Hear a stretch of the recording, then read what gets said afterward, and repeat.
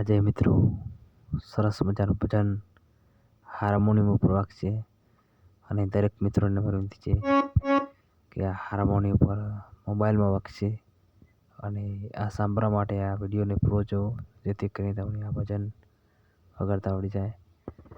આપણે આ ભજન વગાડવાની રીત, મોબાઈલમાં હાર્મોનિયમ કેવી રીતે વગાડવું એ પહેલાં તમારે પ્લે સ્ટોર પરથી આ એપ ઓપન કરી દેવાની અને પ્લે સ્ટોર પર તમને મળી જશે કે મોબાઈલ હાર્મોનિયમ બોલશો એટલે આવી જશે. ચાલો આપણે શરૂ કરીએ.